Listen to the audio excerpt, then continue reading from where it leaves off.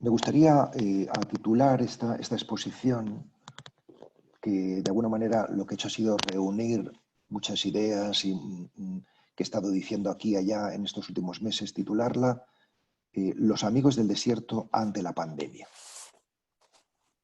O sea, aquí tenemos un hecho social de una magnitud enorme, como seguramente no habíamos vivido la mayoría de nosotros ninguno de esta envergadura con anterioridad. Y yo creo que sí que es importante no simplemente hacer cada uno lo que pueda, sino tener una respuesta modesta pero rotunda como asociación ante este hecho tan importante, ¿no? Bien, evidentemente nuestra respuesta, dado que somos una asociación eminentemente contemplativa, o al menos ese es nuestro deseo, aunque haya mucha acción, pero la acción está orientada a la contemplación. Nuestra respuesta debe ser una respuesta eminentemente espiritual, ¿no? Pero para que nuestra respuesta pueda ser verdaderamente espiritual, ¿no? Para que algo pueda ser verdaderamente espiritual, antes ha tenido que ser corporal y emocional, ¿no? Es decir, el camino espiritual no ahorra el camino del cuerpo y el camino de la mente, sino que los presupone. Entonces, me gustaría en esta exposición contaros tres cosas, ¿no? Para que tengáis un esquema, ¿no? Cuando digo esto de lo presupone, quiero decir que si tú tienes hambre, una necesidad corporal, no puedes preocuparte del afecto, ¿no? De los afectos, si te quieren o no te quieren, sino que tienes una necesidad básica que cubrir y tu foco de atención está ahí, ¿no? O sea, pero una vez que tienes esto cubierto, lo físico, por así decir, entonces ya sí puedes empezar a poner tu foco en los afectos, en tus emociones, ¿no? En que si te sientes querido, en que si te quieren o tú puedes querer a los demás, ¿no? Pero si estamos todavía muy centrados en esto emocional, no daremos el paso al espiritual, ¿no? El paso al espiritual podemos darlo cuando lo emocional está más o menos asentado, ¿eh? No digo resuelto, porque siempre tenemos emociones que nos descolocan, afectos que nos sorprenden, ¿no? Pero sí por lo menos con una cierta estabilidad, ¿no? Bien, esto es importante porque la primera respuesta que nosotros hemos de dar a la pandemia, como amigos del desierto, es una respuesta corporal, es decir, primero hemos de apoyar en la medida de nuestras posibilidades a las personas que están enfermas o que están padeciendo de un modo u otro las consecuencias de la pandemia, ¿no? O sea, es decir, primero es una respuesta del cuerpo, atender al cuerpo enfermo, ¿no? Y en segundo lugar, es una respuesta emocional, ¿no? Os decía antes, que no os lo he dicho al final, que quiero dividir esta exposición en tres apartados, ¿no? Un primer apartado que entiendo por respuesta espiritual, que es lo que estoy hablando ahora mismo. Un segundo apartado, en qué consiste esa respuesta espiritual, cuál es nuestro trabajo como amigos del desierto. Y una tercera, y ahora explicaré en qué sentido, la propuesta del monacato secular. Ahora explicaré en qué sentido está ligado con todo esto que estamos viendo, ¿no? Bien, entonces, una respuesta espiritual, ¿no? Creo que es importante que entendamos primero qué es esto de la espiritualidad, ¿no? Porque, claro, hablamos mucho de esto y a lo mejor, pues bueno, hay cosas que podemos todavía afinar un poco más, ¿no? En distintos ámbitos yo la he definido así y quiero retomarla ante vosotros, ¿no? La espiritualidad es el cultivo del cuerpo y de la mente mediante la atención de cara a la paz y la compasión. En esta definición, todos los términos son importantes, ¿no?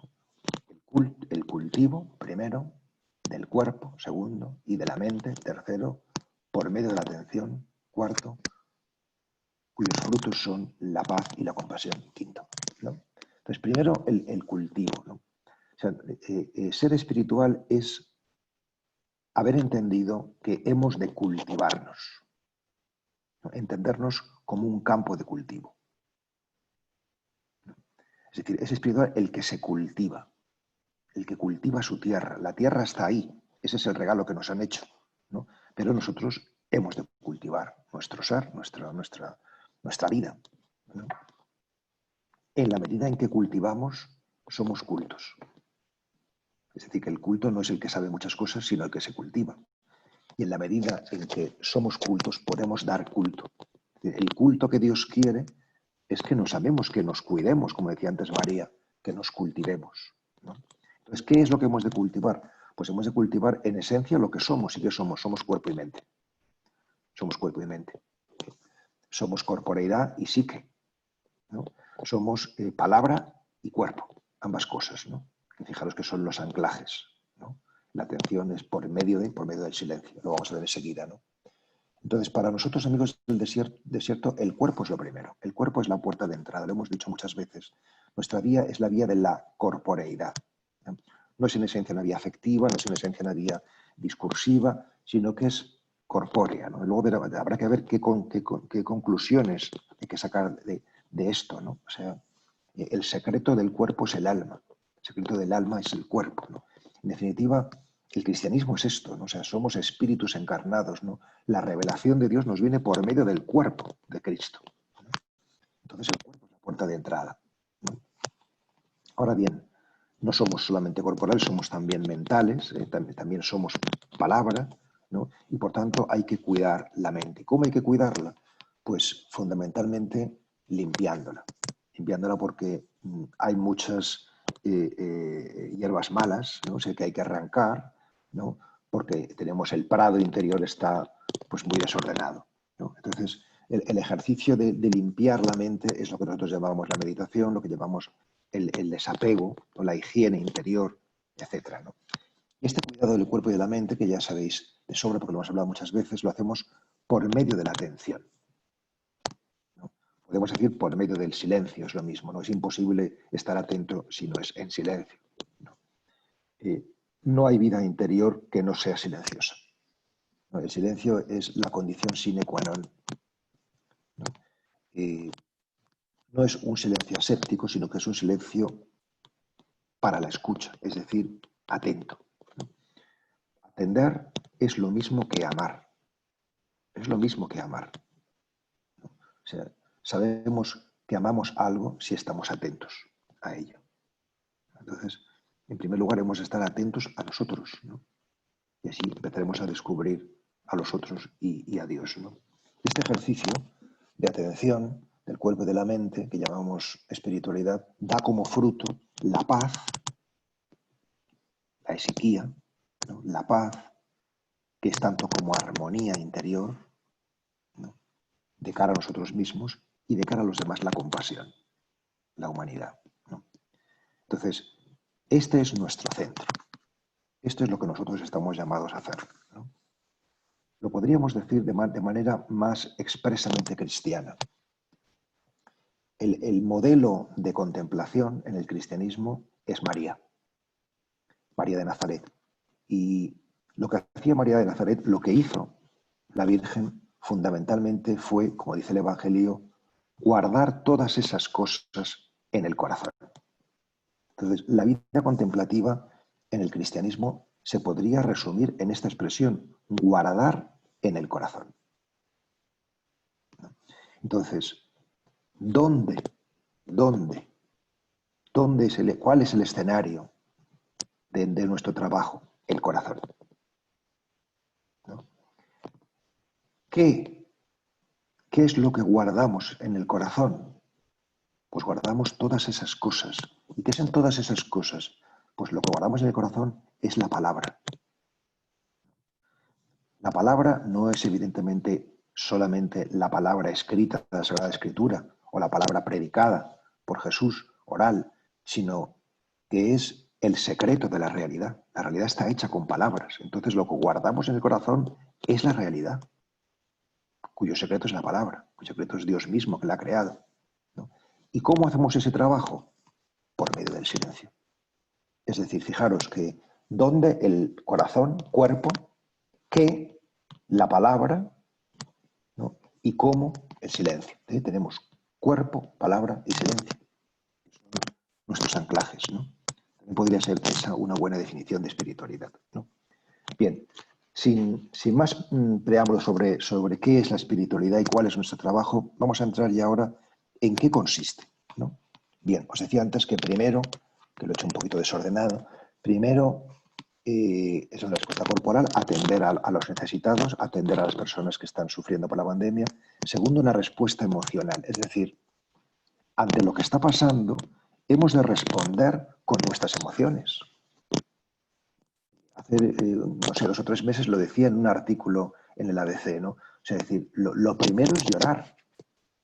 O sea, lo primero es llorar. Si a ti te pegan un bofetón, lo normal no es que te quedes impasible y diciendo, pues pongo otra mejilla o yo que sé qué cosas extrañas, sino que lo normal es que tú reacciones con el llanto porque te duele, ¿no? Si no nos duele lo que nos está pasando, lo que está pasando en la sociedad, entonces es que hay algo que no está bien dentro de nosotros, que nos hemos endurecido, ¿no? Entonces, lo primero es llorar, ¿no? O sea, y ya veremos después, ¿no?, cuál puede ser la siguiente respuesta, ¿no? Entonces, las emociones, sean cuales sean, no son malas, ¿no? O sea, son buenas, ¿no? El asunto es qué hacemos con ellas, pero hay que expresarlas, las tenemos dentro, no las podemos abortar, ¿no? O sea, yo creo que muchas veces el mundo religioso no se ha entendido bien, se ha entendido como que hay que, de alguna manera, acallar todas esas emociones, y eso no es verdad, porque eso nos hace mal, hay que expresarlas, ¿no? Hay que atreverse a ser humanos, sencillamente, ¿no? Bien, la respuesta emocional ante la pandemia, podemos hablar ante la adversidad en general. La pandemia es el mal que ahora nos acecha, pero nos pueden acechar otros muchos males, ¿no? Eh, yo la he tipificado en 3 fases, en 3 momentos, ¿no? Un primer momento, como ya podéis imaginar, es el momento de la indignación, ¿no? O si queréis, de la sorpresa. De pronto nadie imaginaba que nos iba a pasar esto. Y de pronto nos han confinado, o de pronto vuelven a confinarnos, o de pronto a lo mejor nos confinan. Esto nos deja un poco descolocados, ¿no? O sea, esta es la primera reacción y es normal y está bien que exista, ¿no? O sea, primera fase, ¿no? Segunda fase, después de esta indignación, porque es una sorpresa negativa, claro. Eh, digamos que, ¿qué hacemos cuando algo nos sorprende negativamente? Pues o bien nos escapamos o bien intentamos resolverlo. También lo he contado muchas veces, ¿no? O sea, nuestra reacción natural frente a la oscuridad, frente a la adversidad, es escaparnos o intentar buscar una solución, ¿no? Buscar una solución está bien, como también he dicho un montón de veces, para las cuestiones pragmáticas. Pues habrá que seguir buscando una vacuna contra este virus, ¿no? Pero evidentemente ahí no se queda, ahí no se acaba el trabajo. O sea, hay situaciones que no se pueden simplemente resolver, sino que hay que disolver, y eso es distinto, ¿no? O sea, esta sería la segunda fase, ¿no? Y la tercera fase de la respuesta emocional, pues es al ver que nuestros esfuerzos de huida o nuestros esfuerzos de resolución no fructifican, pues nos sentimos abatidos o nos sentimos rabiosos o nos sentimos resignados, ¿no? Es decir, que hay una tercera fase que es el abatimiento, la resignación, la rabia, ¿no? O sea, sentir todo esto ante esto que nos está sucediendo es una gran cosa, ¿eh? Porque justamente cuando llegamos a ese punto es el momento de empezar el camino espiritual. O sea, el camino espiritual, o sea, de verdad que no sabemos hasta qué punto, ¿no? O sea, el camino de la plenitud, el camino espiritual, el camino de la plenitud empieza con el vacío. O sea, el vacío es, de pronto vemos que no tenemos respuesta, que no tenemos respuesta, ¿no? Y que estamos desolados, ¿no? O sea, es decir, hay un vínculo muy profundo, ¿no? Fijaros, yo no me canso de estudiar el libro de Halix, porque él dice, por ejemplo, que su gran experiencia de Dios, la certeza más absoluta de su presencia, le ocurrió unos segundos después de que él pensara que se iba a morir, cuando era un joven de 20 y pocos años en este bombardeo de Nuremberg, ¿no? Es decir, que hay una experiencia de vacío que posibilita luego la plenitud, ¿no? Entonces, las emociones tienen que drenarse y darse cuenta de que pueden hacer su recorrido, pero nos llevan a un punto donde empieza el trabajo del espíritu, ¿no? El trabajo del espíritu no es que empiece con ese presupuesto que os voy a decir ahora, sino que nos conduce a este presupuesto, ¿no? ¿Y cuál es este presupuesto? Que evidentemente, teóricamente suena muy bien, pero no sirve para nada teóricamente. Tiene que brotar de nuestra experiencia. El presupuesto es que todo lo que está tiene derecho a estar. Que todo lo que viene conviene, como se suele decir también, ¿no? O que todo es legítimo, todo lo que aparece es legítimo que aparezca. Evidentemente, cuando aparece algo que no nos gusta, pero bueno, que no nos guste no significa que no tenga derecho a estar ahí, ¿no? Es decir, no está ahí para fastidiarnos, sino que está ahí para ayudarnos a crecer, a ser lo que estamos llamados a ser, ¿no? Claro, esta es la conclusión a la que se llega, pero yo la pongo como presupuesto para de alguna manera saber cómo podemos llegar a esta convicción, a esta certeza profunda, ¿no? Que, que todo lo que sucede, como dice Hallis también en el libro, ¿no? De ejercicios de contemplación, todo lo que sucede y tal y como sucede es el mejor camino para ti, para ir hacia Dios, ¿no? Bien, entonces, ¿cómo podemos llegar a esto? Y aquí empieza el trabajo espiritual, ¿no? Que también lo he Pablo, un tipificado. segundín. Pablo, Sí, mira, te está rozando el micro con la está rozando. cremallera. Ah, Intenta que pase el no micro, está. porque lo tienes. Sí, no, sobre todo la cremallera. Métela si quieres hacia el cuello para que no. Está rozando con la cremallera tu micro y produce algún ruidito. Sí, ahí, perfecto. Me quito la chaqueta y ya está. Así no hay problema de que roce. Así me veis en pijama. No, no es un pijama, ¿eh? Es una broma. Bueno, vale, estábamos también lo he tipificado, digo, en tres fases, ¿no? Lo que es el trabajo contemplativo. Por una parte, el trabajo espiritual. Por una parte, la mirada contemplativa.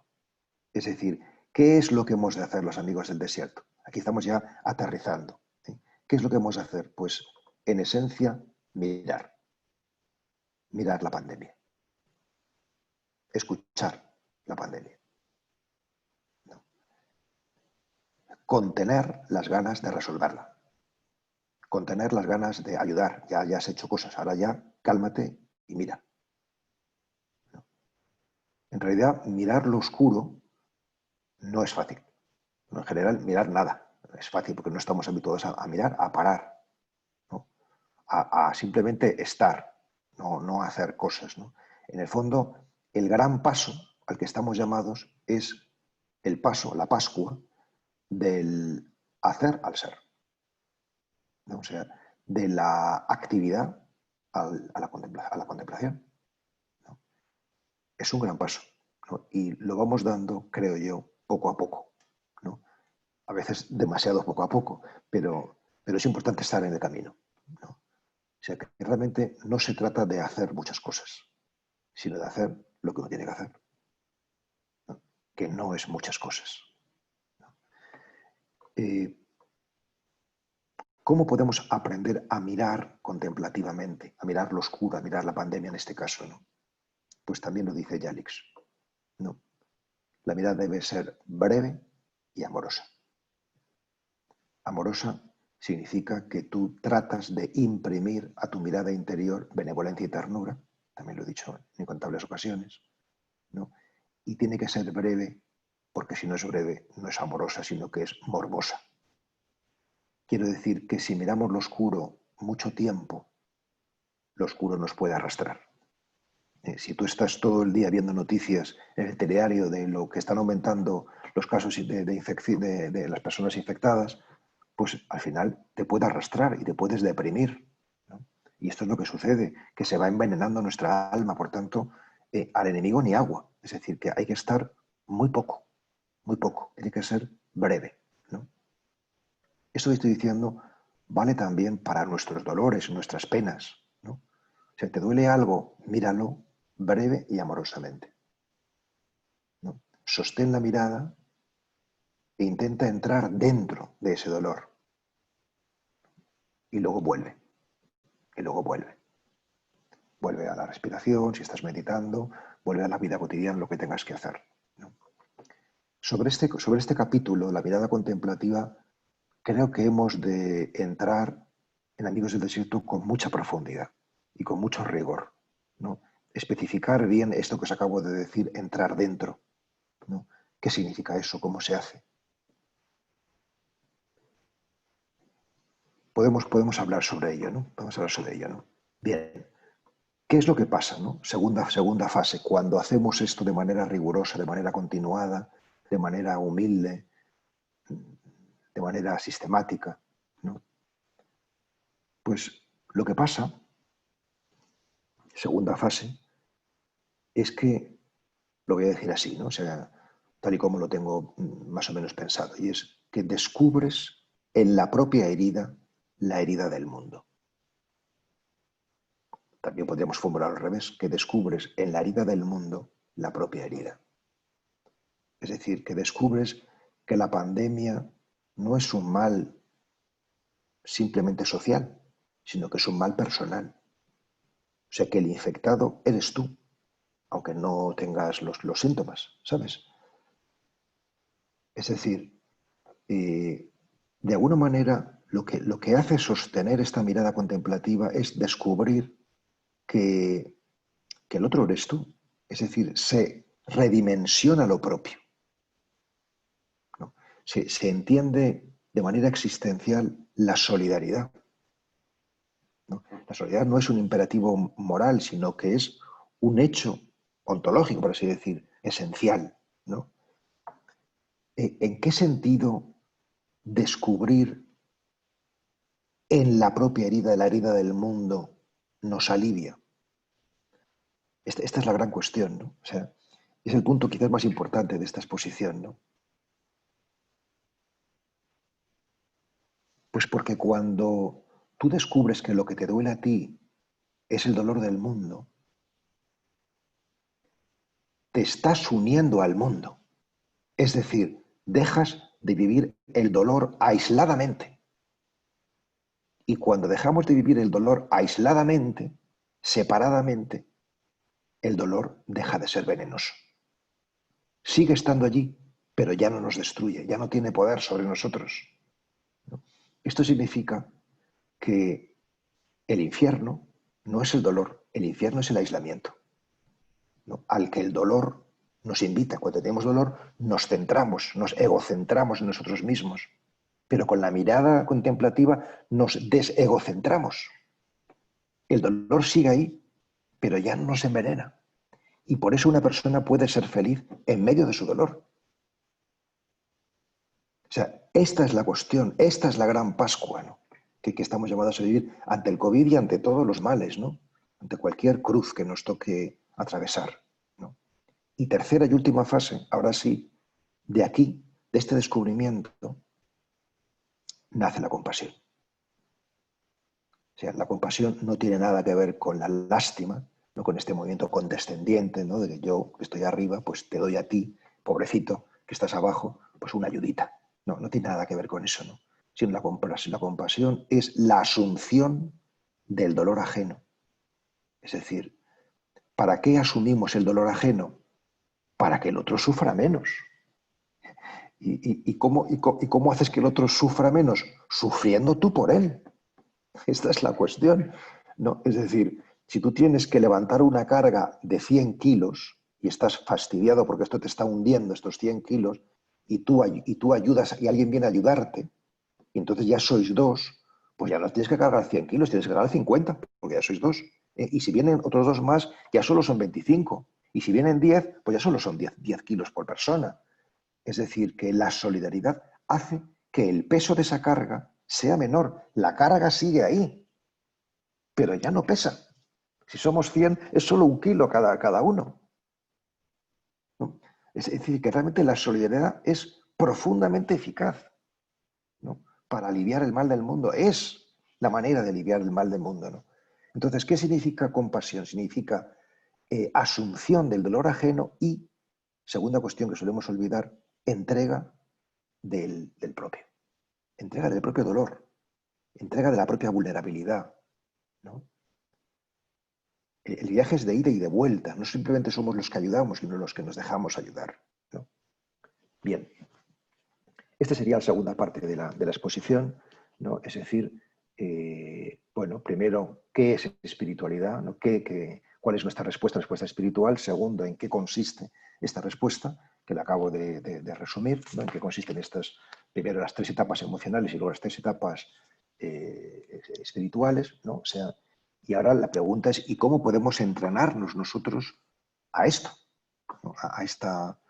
A poder responder así, ¿no? O sea, yo creo que nuestra respuesta, nuestro entrenamiento fundamental, evidentemente, es la meditación, ¿no? O sea, pero yo creo que en la medida en que vamos meditando, que vamos practicando, vamos descubriendo que la meditación se va introduciendo en nuestra vida cotidiana, ¿no? O sea, y que hemos de ir cuidando todas las cosas de la vida cotidiana, ¿no?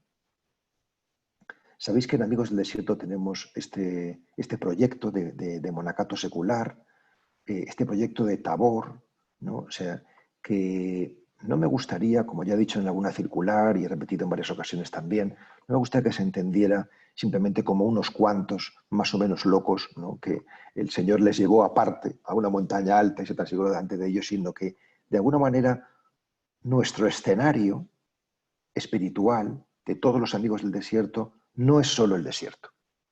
El desierto es el escenario de la purificación, del desapego. Y eso ciertamente todos estamos ahí llamados, ¿no? Pero también todos estamos llamados al escenario de la montaña, ¿no? La montaña no es el escenario de la purificación, sino de la iluminación, ¿no? Es donde se ve la luz, en este caso de Cristo, ¿no? O sea, la luz de la realidad, ¿no? Y habría un tercer escenario que ya no es ni el desierto ni la montaña, sino que es el cielo, ¿no? Entonces, el desierto es el de la purificación, el de la montaña es el de la iluminación y el del cielo es la unificación, la comunión, donde estamos todos unidos, ¿no? Entonces, nosotros si emprendemos el camino espiritual estamos llamados a estas 3 cosas, ¿no? Entonces, olvidaros ahora en concreto de las personas que se van a consagrar o que queremos consagrarnos de manera explícita, porque este escenario de la iluminación, de la luz, por eso decimos silencio, que es el desierto, luz, que es la montaña, y amistad, comunión, que es el cielo, ¿no? Silencio, luz y amistad, ¿no? Son nuestras 3 palabras, es el proceso entero, ¿no? Bien, ¿cómo hacemos para estar despiertos espiritualmente, ¿no?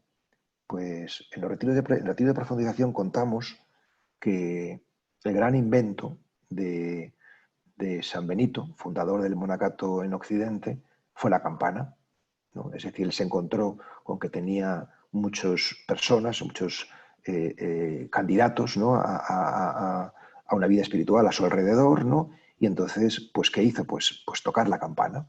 ¿Eh? La gente está dormida y él toca la campana, la gente se despierta y ¿qué hacen entonces los monjes? Pues van al coro, es decir, se unifican, lo que están dispersos, se unifican y cantan.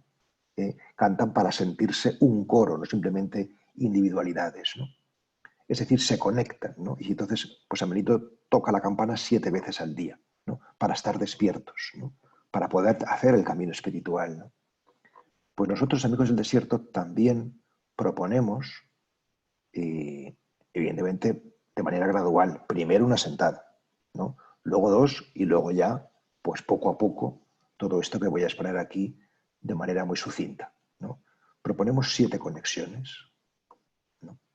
No son simplemente conexiones con los salmos, como se hacía tradicionalmente en el monasticismo tradicional, ¿no? Sino que son conexiones que posibilitan el cuidado de nosotros mismos. Hemos empezado esta exposición contando que la espiritualidad es el cultivo, el cuidado de nosotros mismos. O sea, estas 7 conexiones es formas de cultivarnos. Formas de cultivarnos, ¿no?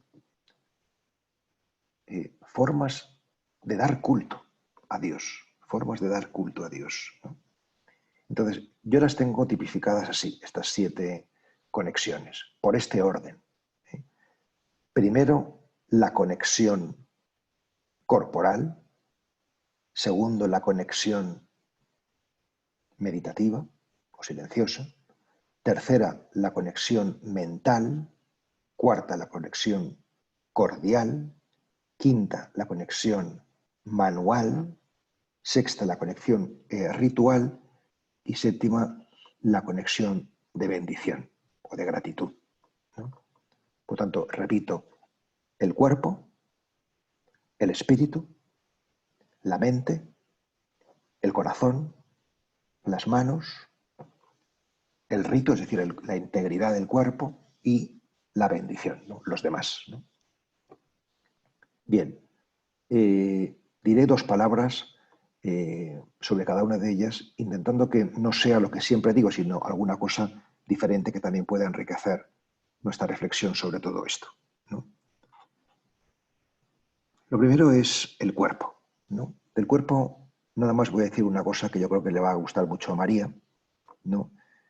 Y es que nosotros practicamos la quietud. Porque evidentemente cuando estamos quietos estamos mucho más atentos que cuando estamos moviéndonos, ¿no?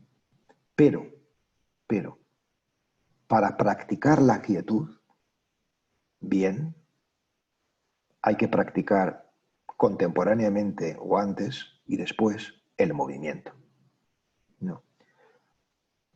Quiero decir que al igual que silencio y palabra son las 2 caras de la misma moneda, es decir, que hacemos silencio para escuchar la palabra y cuando escuchamos la palabra se nos abre un silencio mayor, ¿eh? Esto lo he dicho muchas veces, en cambio esto segundo que voy a decir ahora no lo he dicho casi nunca, ¿no? Y es que movimiento y quietud también son las 2 caras de la misma moneda. Es decir, que para estar quietos de verdad hay que haberse movido antes. Y cuando salimos de la quietud vamos a descubrir el milagro del movimiento, vamos a movernos mejor. Esto significa que aquí tenemos todo un mundo por trabajar, ¿no? Por lo que se refiere a la quietud y al movimiento, ¿no?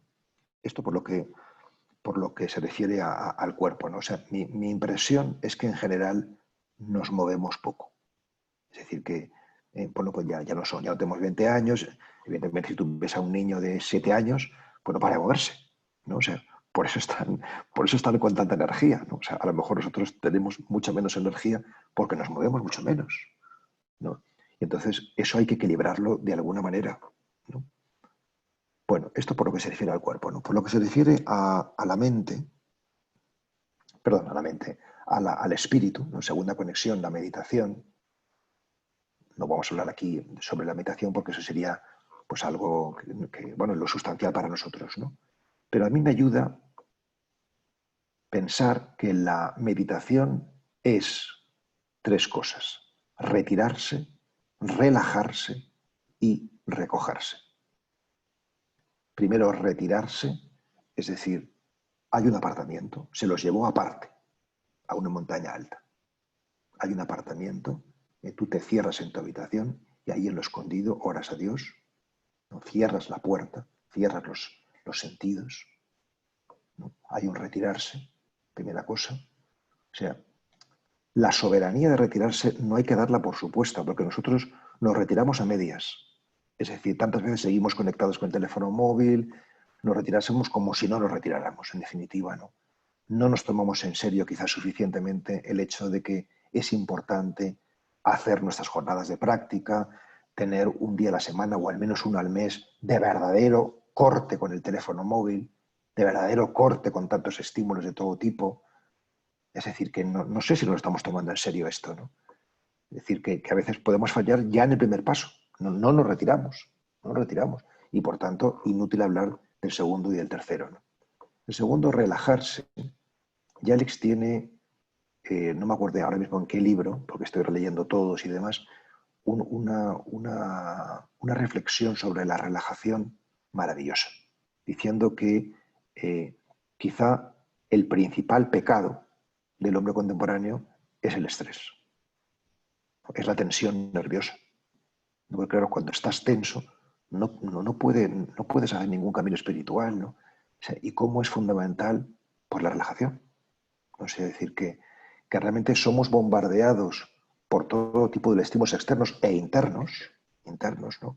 Y que nuestra manera de reaccionar contemplativamente frente a esto es, primero, reconocerlo. Estoy siendo bombardeado por una emoción, por un pensamiento, por un suceso, ¿no? Y segundo, relajarse, ¿no? O sea, ¿cómo se relaja uno? Bueno, no vamos a hablar ahora de esto, pero fundamentalmente soltando los hombros y soltando el área cordial, ¿no? O sea, porque aquí es donde nos tensamos, ¿no? suelta los hombros y suelta el área cordial, ¿no? Y este ejercicio no es que pongas a relajarte antes de hacer la meditación y ya está, sino que este ejercicio de relajación hemos de hacerlo casi continuamente. O sea, tenemos que tener el chip de relájate. Este debe ser una pauta permanente para nosotros, ¿no? Y por último, recogerse, ¿no? O sea, recogerse es estar en un punto. Puede ser tu mantra, puede ser tus manos, tu respiración, solo respirar, solo recitar, solo escuchar el latido, ¿no? Una sola palabra, una sola cosa, ¿no? La simplicidad. Es decir, si estamos en uno, podemos llegar al uno. Esta es la cuestión, ¿no? Bueno, tercero, la conexión mental, ¿no? Yo creo que estamos llamados, como amigos del desierto, a poner orden en nuestra mente. Por supuesto que esto se hace meditando, pero no solo.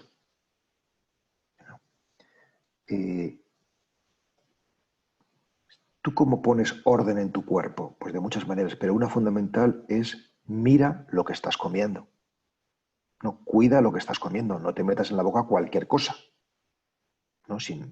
Mira cómo está hecho, qué ingredientes tiene, de dónde viene, ¿no? Entonces, igual que tú cuidas lo que te llevas a la boca, lo que te llevas al estómago, cuida lo que te llevas a la mente. Es decir, ¿qué alimento le estás dando a tu mente? ¿No? Es decir, ¿qué películas ves? ¿Qué libros lees? ¿No? Por tanto, yo creo que un buen ejercicio sería ir introduciendo unos minutos, pueden ser nada más 10, unos minutos de lectura sana, ¿no? Y incluso, no solamente lo que alimentamos, no solamente la alimentación, sino también la digestión, incluso la escritura, ¿no? Unos minutos de escribir, ¿no? Yo comprendo que escribir a algunos les da muchísima pereza, a otros nos da muchísima pereza hacer ejercicio físico, porque cada uno tiene sus puntos, ¿no? Pero que nos dé pereza, pues no significa más que es un desafío, ¿no? Es decir, que también hay gente que le da pereza recitar un mantra. No, yo no quiero mantra. ¿Para qué? Para no hacer nada. No queremos trabajar, no queremos cultivar. Yo no quiero azada, a mí no me des la azada. Yo quiero estar en la tierra, pero no hacer nada. No, no. Tú tienes que labrar la tierra, tienes que labrar la tierra, ¿no? O sea, nos escapamos permanentemente porque no queremos la tarea de cultivar, ¿no? Ya, por supuesto que vendrá la flor, ¿no? O sea, pero también hay que cultivar la tierra, ¿no? Bien, entonces la conexión mental es fundamental porque si la mente no encuentra un alimento bueno, si no le das un alimento bueno, pues se va a lanzar al malo, ¿no? Que es el primero que está a mano, ¿no? Entonces, esa sería la tercera, ¿no? En cuarto lugar, la conexión cordial. Con la conexión cordial no me refiero solamente a, que también, a las devociones, ¿no? Lo que calienta nuestro corazón, ¿no? Pues no sé, otras formas de orar, más afectivas, no tan secas como la meditación, más, más emocionales, ¿no? El agradecimiento, la intercesión, tantas cosas, ¿no? Sino también me refiero a dedicar todos los días, aunque sea 25 minutos también, por seguir esta misma pauta, a los seres queridos, a los demás, ¿no? 25 minutos para jugar con los niños, para escuchar a los ancianos, para visitar a los enfermos, para hacer una llamada telefónica a esta persona que sabes que le está pasando mal. O sea, realmente basta muy poco. Basta muy poco. En realidad 25 minutos de atención al otro no es nada, ¿no? Por supuesto que algunos dedican mucho más, pero muchos no dedican ni siquiera 25 minutos, ¿no? O sea, que si logramos introducir esto de la conexión cordial del corazón con el otro, ¿no? O sea, sentir que lo del otro no es del otro, sino que es mío, ¿no? Esto nos ayudaría muchísimo, ¿no? Bien, en quinto lugar, la conexión manual. Me refiero aquí al tema del trabajo, ¿no?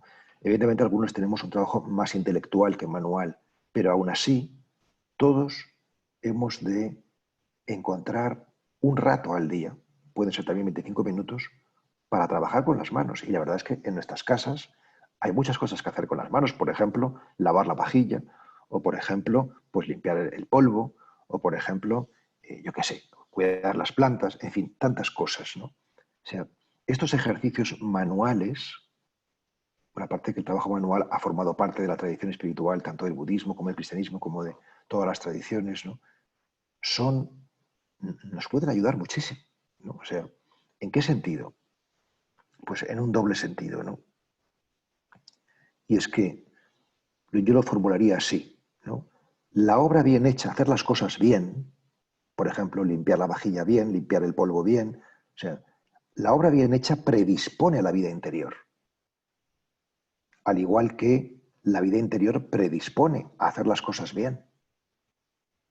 Es decir, que si tú antes de meditar lavas la vajilla despacio, eso te va a ayudar a meditar mejor. Y si tú dejas la vajilla para después de meditar, ya verás como después de meditar vas a lavar mejor.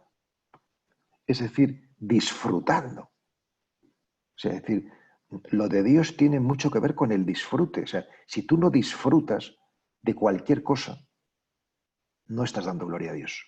Porque la gloria de Dios es que disfrutemos. Esta es la, esta es la maravilla, ¿no? Esta es la maravilla, ¿no? Todo puede convertirse en una ocasión para el disfrute, ¿no? Entonces, ¿cómo hacerlo? ¿Cómo puedo yo conseguir lavar la vajilla disfrutando, ¿no? O sea, eh, eh, pues hay un modo, ¿no? Y es hacerlo despacio. O sea, en realidad, eh, la vida espiritual supone un adiestramiento en la lentitud. O sea, donde hay prisa, es difícil que entre el espíritu, ¿no? O sea, fijaros que cuando alguien habla mucho, sin parar, pues está dando cosas de la cabeza, ¿no? Pero cuando alguien hace silencio para hablar y habla despacio, o sea, no se puede hablar de algo muy personal deprisa. Esta es la cuestión, ¿no? O sea, si hablamos de nosotros mismos, hablamos necesariamente despacio. ¿Por qué? Porque lo estás elaborando, ¿no? Por ejemplo, en el acompañamiento personal, que sé que algunos de vosotros ya estáis realizando, los silencios que hace nuestro interlocutor es lo más importante. Es lo más importante, ¿no? Porque se está haciendo un trabajo, entonces nunca hay que interrumpir un silencio, ¿no? Podemos hablar de quietud, lentitud y plenitud, ¿no? Es decir, el camino hacia la plenitud pasa por la quietud y por la lentitud, ¿no? Entonces, eh, mm, a mí me ayuda, por ejemplo, a la hora de escribir, también esto lo he contado muchas veces, ¿no? O sea, no pensar en la meta, sino pensar en el proceso. No, no pensar en el libro que quiero escribir, sino en la escritura que estoy escribiendo ahora mismo, ¿no? Pues así también para limpiar la vajilla. O sea, no decir, voy a ver si termino ya y paso a otras cosas, sino quedarse en lo que estás haciendo, ¿no? O sea, también digo muchas veces que Cristo no dijo de sí mismo que era la meta, sino el camino. Y por tanto, en la vida espiritual no hay veteranía, no hay veteranía. Esto es maravilloso. El último llegado, amigos del desierto, no solamente es que tiene la misma dignidad, sino que puede ir por delante de nosotros. O sea, no pensemos que porque llevamos 5 años meditando ya somos mejores que los que acaban de llegar, ni mucho menos. Los que acaban de llegar nos pueden sacar 100.000 vueltas, ¿no? Porque como dice un salmo, un día para Dios es como 1000 años, ¿no? Entonces, no hay veteranía, ¿no? Lo que hay es mm, eh, discipulado permanente, ¿no? O sea, el eterno aprendiz, el eterno principiante, ¿no? Eso es lo que nos salva, ¿no? Ser eternos principiantes, ¿no? Ser permanentes discípulos, ¿no? Bien, estoy enrollando un poco. Voy a terminar con una palabra también, además de esta conexión manual, pues la conexión ritual y la conexión de bendición, ¿no? La conexión ritual, pues deciros que nada está terminado hasta que no se celebra. O sea, ¿qué es la celebración? La celebración es la, perdón, dicho, ¿qué es la gratitud? La gratitud es la consciencia de la alegría.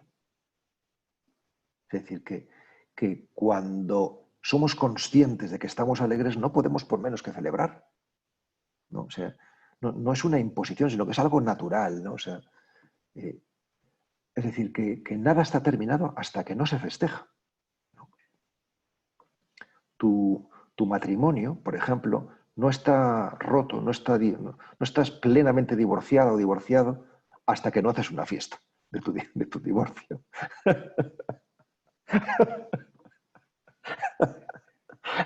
Realmente estamos llamados a eso, ¿no? O sea, a hacer fiesta de todo, ¿no? O sea, porque es la manera de culminarlo, ¿no? No sé por qué me hace tanta gracia todo esto, ¿no? O sea, cada día es una celebración y necesitamos condensarlo simbólicamente en algunos momentos. Para nosotros, cristianos, la celebración por excelencia es la Eucaristía, ¿no? Porque es el símbolo de la entrega, de la vida entregada, compartida y demás, ¿no? O sea, pero no solamente en la Eucaristía, sino que realmente todo puede ser un rito. Por ejemplo, a mí que me gusta el vino, pues el hecho de descorchar una botella, verter un poco de vino en una copa bonita y beber un sorbito de ese vino, pues eso puede, si lo haces con conciencia, pues eso puede ser un rito, ¿no? O sea, entonces, convertir lo rutinario en ritual, ¿no? Tengo que darme una crema en los pies todas las noches, pues eso es un rito maravilloso que estoy disfrutando un montón, ¿no? Últimamente. Bueno, y concluyo con que, bueno, por la noche, pues a lo que invitamos a los tabores, y os invito a todos los amigos del desierto, es a la bendición, ¿no? A dar gracias por lo vivido. Bendecir es decir bien, ¿no? Agradecer, ¿no? Todas las personas que se han cruzado por nuestro camino, todos los episodios que nos ha tocado protagonizar o presenciar, ¿no? Ya sabéis que bendecir, que hacemos también con las manos extendidas, es la otra cara de meditar, ¿no? Bendición y meditación, ¿no? Recogemos para luego entregar, ¿no?